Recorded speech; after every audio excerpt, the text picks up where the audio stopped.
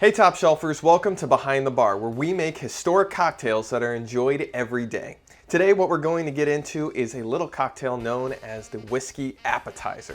Sounds appetizing, right? Now this recipe comes from that wonderful book that we all know and love, Just Cocktails, which was copyrighted in 1939. Now this recipe also was well known back in the early 30s for a number of different renditions, but with this particular one, it seems rather alluring. For this, we will start out our glass. We're going to put everything into our rocks glass, of course. We are going to start out, let me grab a coaster actually, from under my bar. There we go, nice little top shelf coaster.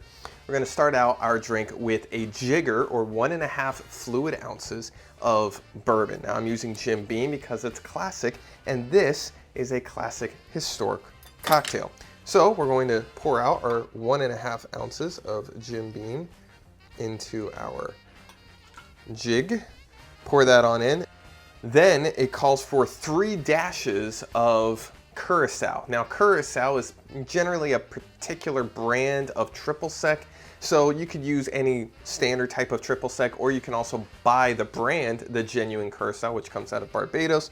Right now I'm going to use Mr. Boston's triple sec, but like I said, you can use any type of triple sec to put into this drink. Now for 3 dashes, that's going to add up to 1/3 of a teaspoon plus 1/3 of a teaspoon plus 1/3 of a teaspoon, which is 1 whole teaspoon. So I've got a teaspoon here, and we're just going to measure this out over our drink and then pour it on in.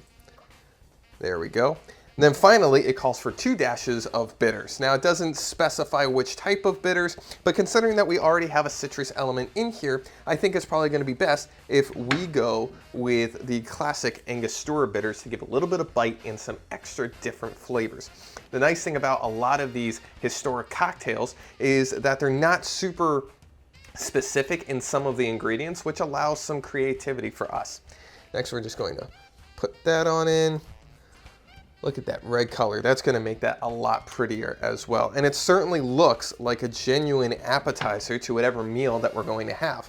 Last thing that we're going to do is we're going to grab a little glass here. Let me just get this out of the corner. Here we go.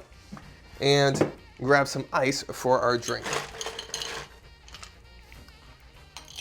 Pour that on in, and now we are going to stir just to get all the flavors to know each other and to bring it together.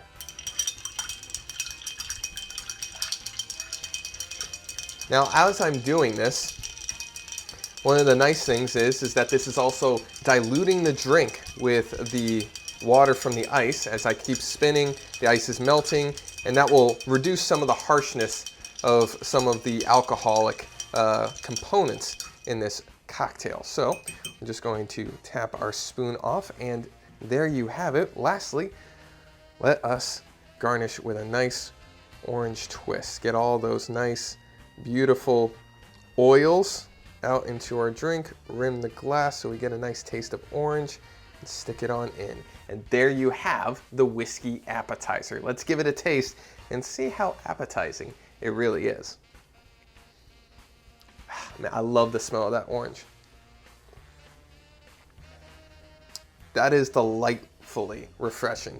I'm sorry I had to take a moment because the bourbon came up at the end, but actually the triple sec really tones down some of the bite of that bourbon. Plus you have the dilution with our mixing with the ice, so you've got a nice balance of flavors. You still get the bite of the Angostura bitters at the end, which is nice because it kind of tones down some of the orange flavor there as well.